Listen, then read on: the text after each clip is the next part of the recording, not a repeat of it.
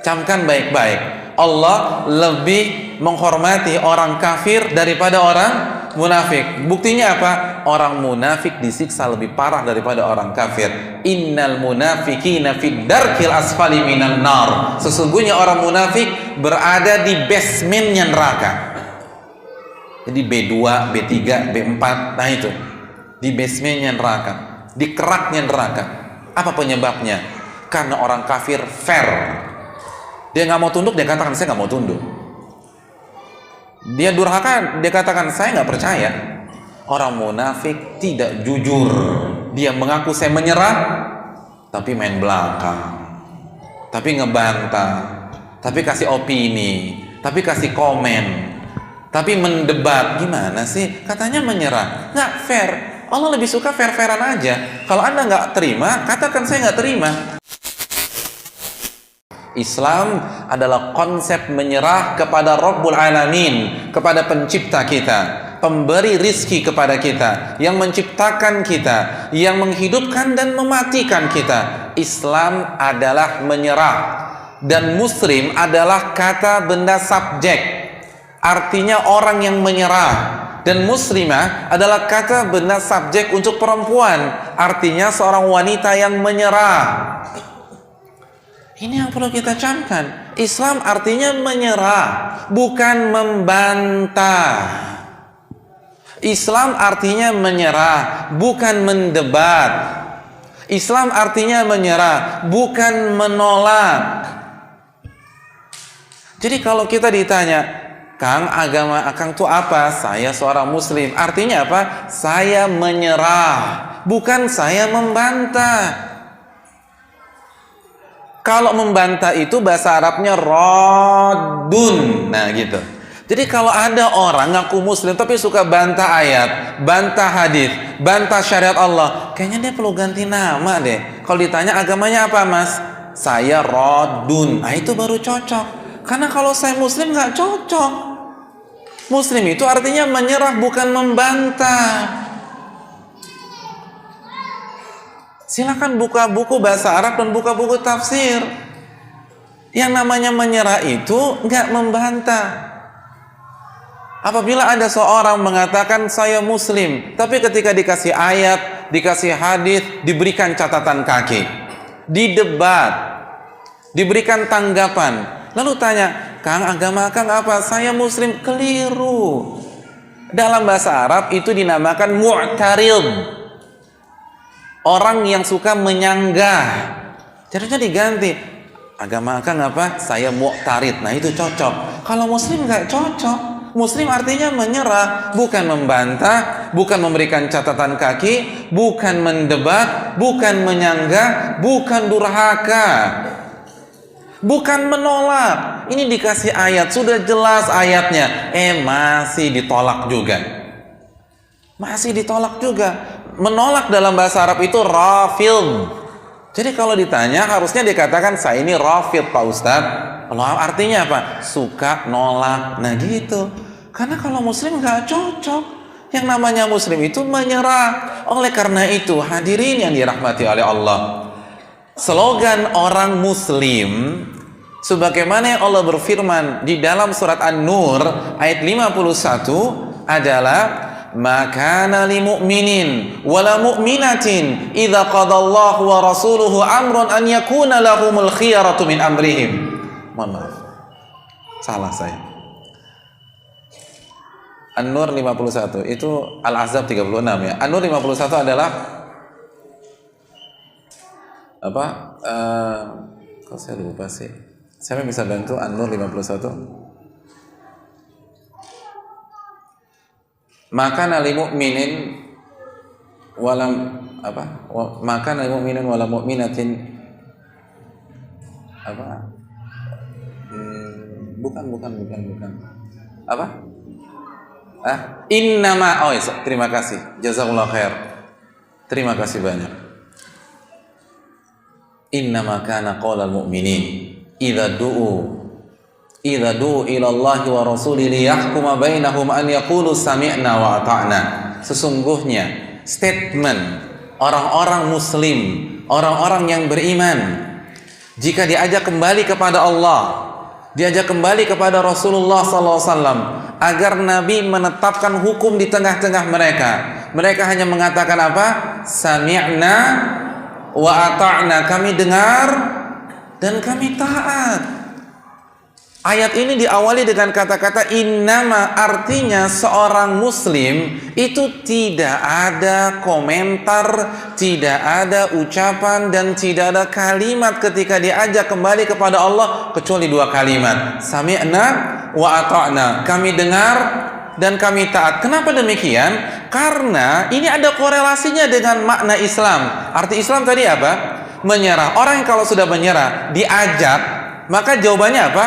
Kami dengar dan kami taat. Itu orang menyerah. Bukan kami dengar, kami debat. Atau diplesetin ayat tersebut, sami'na wa pikir-pikirna. Ini nggak boleh. Kok dipikir-pikir lagi? Ada seseorang tersangka, ditangkap, akhirnya dia menyerah. Bapak ikut kami ke kantor kami, kata polisinya. Ketika seseorang itu sudah menyerah, kira-kira dia ikut nggak? Atau dia akan mengatakan, mohon maaf Pak, saya musyawarahkan dulu dengan keluarga saya. Mohon maaf Pak, Bapak sudah menyerah. Yang namanya menyerah itu ikut. Yang namanya menyerah, sami'na wa ata'na, kami dengar dan kami taat. Itu namanya menyerah. Bukan membantah, bukan mendebat, bukan melawan.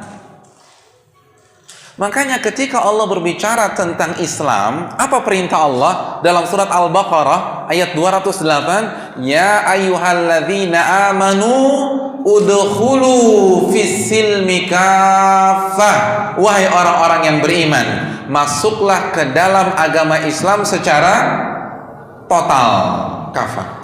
Kenapa demikian? Karena ini ada korelasinya dengan makna Islam. Allah tidak mengatakan masuklah ke dalam Islam setengah-setengah, enggak. Allah katakan masuklah ke dalam agama Islam secara total. Apa penyebabnya? Karena Islam adalah menyerah, dan orang yang menyerah itu masuk sistem secara total. Itu kan maknanya, orang yang menyerah itu masuk sistem secara total. Ketika orang menyerah lalu dia dimasukkan penjara, maka dia akan masuk sistem penjara secara total. Bukan hari ini di Cipinang, lalu Selasa ketemu di Kota Baru, bukan. Kecuali kerjasama dengan oknum. Orang yang menyerah itu masuk ke sistem secara total, bukan merubah sistem, bukan mengurangi sistem, bukan menambah sistem. Makanya Nabi menyatakan man amila amalan laisa alaihi amruna fahuwa rad. Barang siapa mengerjakan amal ibadah yang tidak pernah kami contohkan, yang tidak pernah kami ajarkan, maka amal ibadah itu tertolak. Kenapa demikian? Karena itu bukan profil orang yang menyerah. Orang yang menyerah bukan menambah, tapi masuk ke dalam sistem. Hadirin yang dirahmati oleh Allah Subhanahu wa taala, itu korelasinya. Coba kita jujur kepada Allah. Hadirin, tidak ada yang memaksa kita untuk memeluk agama Islam, betul nggak sih hadirin? Coba saya ingin tanya, siapa yang masuk Islamnya dipaksa, angkat tangan. Yang bukan karena kemauan sendiri, bukan karena sukarela, ada di sini? Nggak ada. Kita semua masuk Islam dengan keinginan sendiri, dan tidak ada paksaan. Tidak ada paksaan. Allah berfirman setelah ayat kursi, la ikraha fid din, tidak ada paksaan di dalam agama. Bahkan apalagi di Indonesia, sore ini kita mau murtad saja ahlan wa sahlan. Allah berfirman, faman syaa falyu'min wa man syaa falyakfur. Barang siapa yang ingin tetap bertahan di atas Islam dan iman, silahkan. Dan barang siapa yang ingin kafir dan murtad, ahlan wa sahlan, kata Allah. Gak ada masalah. Gak ada yang maksa kita. Tidak ada yang memaksa kita mengatakan saya muslim. Tidak ada yang memaksa kita mengatakan bahwa agama saya Islam. Oleh karena itu Allah minta kita jujur. Hanya itu kok. Jujur dong. Arti saya muslim adalah saya menyerah. Islam itu konsep menyerah segala sesuatunya kepada Allah Subhanahu wa taala. Allah hanya minta kita jujur, nggak ada yang maksa. Saya akan berikan analogi sederhana, hadirin yang dirahmati oleh Allah. Bapak-bapak, ibu-ibu punya anak, lalu anaknya kita sekolahkan ke sebuah sekolah. Kira-kira kita nyari sekolah yang ada peraturan atau yang nggak ada peraturan? Coba nih, jujur. Kita nyari sekolah buat anak kita yang ada peraturannya atau yang nggak ada peraturan? Yang ada peraturan. Ada yang mengatakan, Ustadz, saya sekolah anak sekali di sekolah A. Bagus Ustadz, nggak ada peraturannya. Mau datang jam 7 boleh, jam 8 boleh, jam 11 boleh. Ada yang masukkan anaknya sekolah tersebut? Kan nggak ada. Justru ketika peraturannya semakin ketat, kita akan semakin optimis terhadap anak kita. Nah ternyata hadirin sekalian, anak kita nggak mau ikut peraturannya. Misalnya anak kita SMP, hari Senin peraturan seragam di sekolah tersebut pakai putih-putih, Selasa sampai Kamis pakai putih biru, Jumat pakai batik atau baju koko.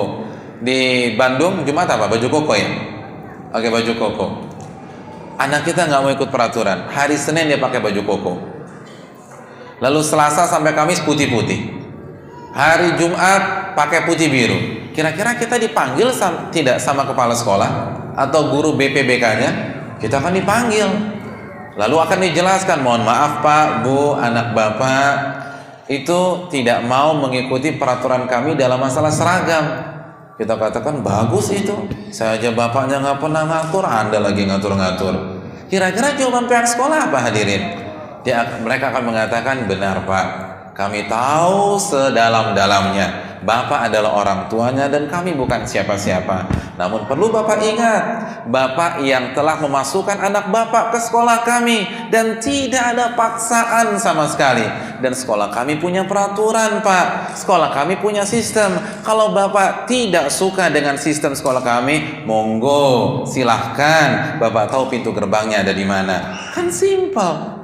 Nah begitu juga dengan agama, nggak ada yang maksa kita masuk ke dalam Islam. Kalau kita nggak suka, Allah kasih pintu gerbang yang sangat luas untuk kita. Faman syaa falyu'min wa man syaa falyakfur. Barang siapa yang tidak mau, silakan keluar. Nggak ada paksaan. La ikraha fiddin. Allah hanya minta kita jujur. Arti saya muslim itu saya menyerah, bukan saya membantah, bukan saya mendebat, bukan saya beropini. Jadi kalau sudah menjadi muslim nggak ada lagi tuh menurut saya Pak Ustadz, kok menurut Bapak? Harusnya kan menurut Allah.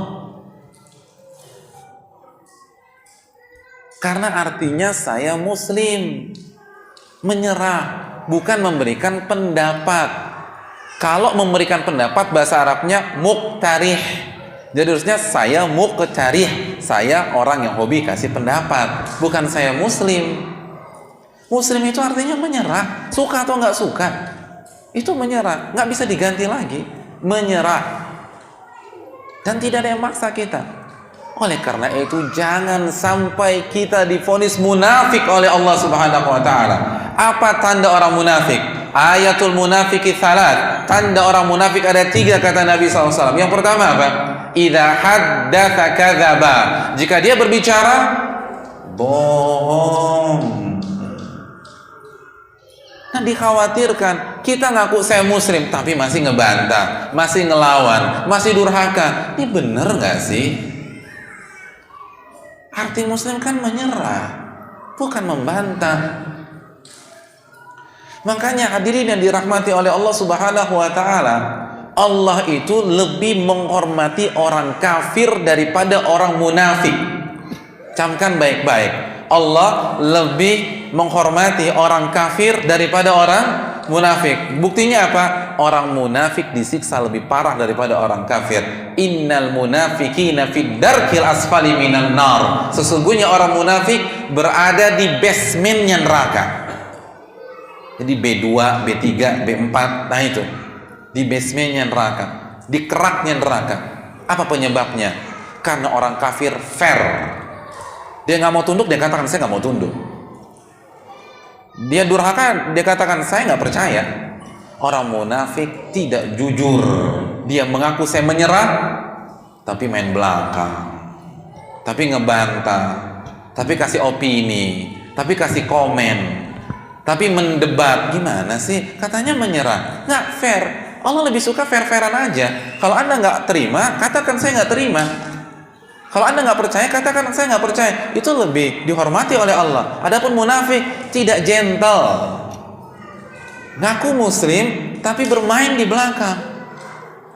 Oleh karena itu, hadirin yang dirahmati oleh Allah, jadilah muslim sejati sebagaimana harapan dari Nabi Ibrahim, Rabbana waj'alna muslimaini laka. Ya Allah, jadikanlah kami berdua orang-orang yang menyerah kepada Engkau, bukan membantah, bukan mendebat, bukan melawan, bukan menambah agama Allah Subhanahu wa taala atau mengurangi, bahkan mengkebiri agama tersebut. Menyerah, hadirin yang dirahmati oleh Allah. Itu muslim sejati. Hadirin yang dirahmati oleh Allah Subhanahu wa taala. Di awal pembicaraan kita tadi, kita sempat menganalogikan Islam dengan tentara yang menyerah. Iya apa tidak? Betul ya? Hadirin yang dirahmati oleh Allah, perlu kita ketahui dalam ilmu analogi atau ilmu kias, dua hal yang dikiaskan itu tidak harus sama dari semua sisi. Cukup memiliki benang merah yang sama atau sama dalam satu sisi tertentu, maka kita bisa mengkiaskan sebuah hal dengan hal lain di kasus tersebut. Iya apa tidak? Ya. Maksudnya begini nih, biar nggak rancu. Tentara, ketika kita mengkiaskan Islam dengan tentara, yang ingin kita ambil hanya makna dasarnya saja, agar bapak-bapak dan ibu sekalian lebih mudah memahaminya. Bukan menyamakan penyerahan seorang hamba kepada Allah dengan penyerahan seorang tentara kepada musuhnya secara mutlak. Saya ingin bertanya, apabila seorang tentara menyerah kepada musuhnya, kepada siapa dia menyerah? Jawabannya, kepada pihak yang akan membelenggunya. Betul nggak? Iya. Kepada siapa dia menyerah? Kepada pihak yang akan menyiksanya. Iya apa tidak? Bahkan kepada pihak yang akan melukai, bahkan tidak segan-segan membunuhnya. Ini perbedaannya. Seorang hamba ketika menyerah kepada Allah Subhanahu wa taala, maka ia baru saja menyerah kepada penciptanya. Siapa penciptanya? Ar-Rahman, Ar-Rahim, Al-Alim, Al-Khabir. Kita baru saja menyerahkan urusan kita kepada Al-Alim. Siapa Al-Alim, hadirin sekalian? Allah. Allah berfirman, Ala ya'lamu man khalaqa wa huwal latiful khabir. Dalam surat Al-Mulk ayat 14 Allah menyatakan, bukankah yang menciptakan Anda lebih tahu tentang Anda? Bukankah yang menciptakan Anda lebih tahu tentang Anda? Bapak-bapak punya mobil Mercedes-Benz S-Class, paling tinggi ya S-Class ya. Saya ingin tanya, ketika ada masalah atau ketika ingin servis, kira-kira kita bawa ke bengkel mana, hadirin? Bengkel resmi Mercy. Kenapa demikian? Pak Ustadz, simpel, pabrikannya lebih tahu tentang kondisi mobil ini. Hadirin, kalau masalah mobil aja begitu, bagaimana dengan manusia yang lebih sulit dimengerti ribuan kali daripada Mercy? Bukankah pencipta kita lebih paham tentang kita? Kenapa kita nggak serahkan saja kepada ahlinya, kepada pencipta kita? Ala ya'lamu man khalaqa wa huwal latiful khabir. Hadirin, Allah lebih tahu tentang yang terbaik untuk kita. Jangan sok pintar di hadapan Allah. Allah berfirman dalam surat Al-Baqarah 216, "Wa'asa an takrahu syai'an wa huwa khairul lakum." Bisa jadi yang kalian anggap ini buruk, kita pikir yang haram ini ribetin kita, nyusahin kita, membelenggu kita. Ternyata yang terbaik untuk kita, kata Allah.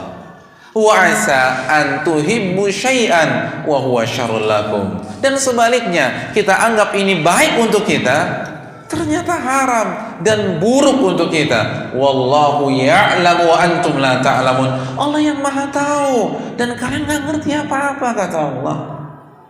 Kita nggak boleh sok tahu. Ustaz, kalau ini haram, ini haram, ini haram, terus saya kerja apa? Bapak baru saja sok tahu di hadapan Allah. Masa nggak ada jalan keluar? Allah berfirman, "Wa man yattaqillah yaj'al lahu makhraja." Dan barang siapa yang bertakwa kepada Allah, Allah akan berikan solusi.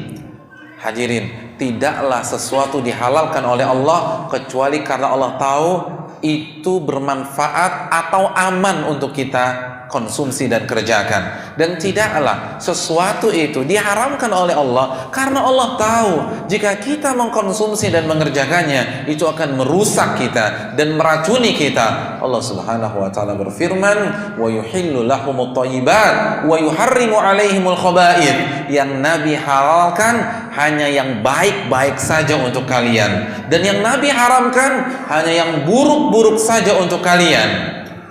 Yang menciptakan kita lebih paham tentang kita. Oleh karena itu menyerahlah. Kenapa kita bisa menyerah kepada manusia? Karena ilmunya. Namun kita tidak bisa menyerah kepada Allah, padahal Allah yang maha berilmu dari segala sesuatu. Saya ingin tanya hadirin sekalian rahimanillah wa yakum. Ketika ada seseorang dioperasi di kepalanya atau bypass, kira-kira dia bius atau dia dalam kondisi sadar? Bius kan? Dibius. Artinya apa? Dia menyerahkan sepenuhnya kepada sang dokter. Padahal kalau dokter salah gunting, fatal apa enggak? Fatal. Kenapa dia bisa menyerahkan hal yang sangat-sangat vital dalam hidupnya? Ini hidup mati loh. Dokter salah, fatal. Dan kita nggak bisa ngapa-ngapain. Kan kita udah tanda tangan. Aman. Tapi kenapa kita bisa menyerah? Dengan penyerahan yang sangat total, kita rela dibius. Ada yang mengatakan, "Dok, saya mau operasi kepala tapi jangan dibius. Saya ingin pastikan dokter nggak salah gunting." Ada yang seperti itu? Kan nggak ada. Kita menyerah. Kenapa kita menyerahkan kenapa kita menyerahkan operasi yang sangat besar ini kepada sang dokter? Karena kita tahu dokter pakarnya, karena ilmunya sang dokter. Kalau kita bisa menyerahkan hal itu kepada dokter dengan ilmunya, padahal saya ingin tanya, dokter bisa salah apa enggak? Bisa. Dokter bisa keliru? Bisa keliru. Kenapa kita tidak mempercayakan hidup kita, tubuh kita kepada Rabbul Alamin yang tidak mungkin pernah keliru? Saya ingin tanya, ketika dokter kasih resep, kira-kira resep itu antum tebus apa enggak? Tebus. Ketika antum kasih ke apoteker, antum tungguin di dapurnya atau antum duduk di ruang tunggu dan pasrah begitu saja dengan racikan sang apoteker? Antum akan pasrah nunggu. Padahal kalau salah nyampur fatal apa enggak? Antum keracunan loh. Tapi kenapa antum menyerahkan obat tersebut biar diracik oleh apoteker? Itu menyerah, iya enggak? Itu menyerah. Karena kita katakan, karena apoteker tahu ilmunya Pak Ustaz. Saya mah pasrah aja. Itu bisa. Sama dokter bisa, sama apoteker bisa. Tapi kenapa kepada Al-Alim, Al-Khabir kita memberikan mosi tidak percaya kepada Rabbul Alamin? Na'udzubillah, tsumma na'udzubillah. Oleh karena itu, jadilah muslim yang sejati dengan masuk ke dalam Islam secara total. Pihak yang kita serahkan urusan kita adalah Ar-Rahman, Ar-Rahim, yang maha penyayang dan maha pengasih. Nabi SAW dalam hadis Umar menyatakan, "Lallah arhamu bi ibadihi min hadhihi biwaladiha." Jadi Nabi lagi ngumpul dengan para sahabat, lalu melihat seorang ibu yang sedang menyusui kehilangan anaknya. Bayangkan, anaknya misalnya usia 6 bulan hilang dalam beberapa jam. Kira-kira panik gak? Ibu-ibu punya balita usia 6 bulan hilang 4 jam, panik? Oh enggak ya, hebat di sini. Oh salah, mohon maaf ya. Kalau di Jakarta sih panik, tapi di Kota Baru nggak panik. Luar biasa. Mohon maaf saya salah. Seharusnya sih panik ya. Karena ini 6 bulan. Kalau usia 12 tahun hilang 4 jam, kita akan tenang, paling main game online Pak Ustadz. paling ke rental PS. Tapi 6 bulan hilang, kita akan panik, kita akan lari ke sana, lari ke sini. Dan itu yang dilakukan oleh ibu tersebut. Akhirnya si ibu ketemu anaknya. Tanpa buang-buang waktu, anak itu langsung diambilnya, digendongnya, dan disusui di tempat. Begitu melihat fenomena yang penuh dengan nilai-nilai kasih sayang, nilai-nilai cinta, Nabi bertanya kepada para sahabatnya, "Atarawna hadhihi tarihatan waladaha finnar?" Wahai para sahabatku, bagaimana menurut kalian? Kira-kira nih, ibu tersebut tega nggak melempar anaknya ke kobaran api? Apa kata para sahabat? La wahiyya taqdir ala alla tatraha. Nggak mungkin lah ya Rasulullah, selama ibu itu bisa mempertahankan anaknya. Apa kata Nabi SAW? Lallah arhamu bi ibadihi min hadhihi bi waladiha. Ketahuilah, Allah lebih sayang kepada hambanya dibanding kasih sayang ibu tersebut kepada anaknya. Sebagaimana seorang ibu tidak akan meracuni anaknya, begitu juga Allah dengan syariatnya. Allah dengan perintah dan larangannya. Tidak mungkin Allah turunkan perintah dan larangan hanya untuk meracuni kita, hanya untuk membebankan kita, hanya untuk membelenggu kita dan mempersempit ruang gerak kita. Gak mungkin, hadirin yang dirahmati oleh Allah. Namun untuk kebaikan kita, karena Allah tahu, karena Allah sayang sama kita. Manusia kalau nggak diatur, kalau hidupnya nggak pakai peraturan, liar. Itu manusia. Antum punya perusahaan, nggak ada peraturan, kira-kira perusahaan itu maju nggak? Enggak. Antum dari Kota Baru mau ke Jalan Asia Afrika Bandung, seluruh traffic light warnanya hijau semua. Kira-kira sampai nggak ke sana? Nah, sampai nggak kira-kira? Lampu hijau, lampu merah, itu kan bahasa traffic, ya enggak? Kalau kita gunakan bahasa syariat, lampu hijau itu artinya apa? Halal, karena kita halal berjalan. Lampu merah artinya apa? Haram. Kita nggak usah bicara surga deh yang jauh banget. Kita bicara Kota Baru, Asia Afrika. Kalau semua lampu hijau, artinya halal semua. Kira-kira kita sampai Asia Afrika? Nggak mungkin. Karena setiap kita ketemu dengan perempatan atau pertigaan, deadlock. Semua ingin masuk, semua ingin maju. Akhirnya nggak ada yang bisa jalan. Makanya kita butuh lampu merah, haram. Yang justru akan membuat kita sampai ke tujuan kita. Hadirin, begitu juga dengan kehidupan. Kita berpikir, alangkah indahnya jika semua makanan halal, semua pekerjaan halal, semua hal-hal di dunia halal atau lampu hijau. Ketahuilah, kalau itu terjadi kita tidak akan sampai surga. Dan kita akan sengsara di dunia sebelum masuk di dalam api neraka Allah. Karena itu tadi hidup, harus ada haramnya. Harus ada haramnya. Dan itu bentuk kasih sayang Allah. Saya ingin tanya, antum sayang nggak sama anak antum? Antum udah nikah belum sih ngomong-ngomong? Udah kan? Sayang nggak sama anak antum, Pak? Sayang. Kira-kira cara antum mengungkapkan rasa kasih sayang antum ke anak antum dengan antum bebaskan atau antum larang? Pak, aku mau malam mingguan sama teman ya. Kamu mau pulang jam berapa? Jam 10, Pak. Oh boleh. Oh boleh, Pak. Kalau jam 12? Boleh. Kalau jam 3, Pak? Boleh. Nggak pulang juga nggak masalah. Kira-kira mungkin nggak? Nggak mungkin kan? Karena kita akan merusak dia. Anak kita kelas 2 SD pulang ke rumah sambil ngerokok. Assalamualaikum, Pak. Pak, kenapa nggak kenapa nggak dilarang anak tersebut? Ustadz, saya sayang sama anak saya. Biarkan. Jangan mematikan ide dan jiwa kreativitasnya. Kira-kira mungkin? Nggak mungkin. Kenapa kita bisa terima konsep ini dalam hidup kita sama orang lain, dan kita nggak bisa terima kalau Allah yang larang kita? Allah melarang kita karena sayang. Allah tahu kalau kita nggak diatur, nggak ada hal yang haram, kita akan hancur dunia akhirat. Tapi itulah hebatnya manusia dalam tanda kutip. Sok tahu, sok pintar, merasa diri cerdas, sehingga tidak mau diatur oleh Allah Subhanahu wa taala.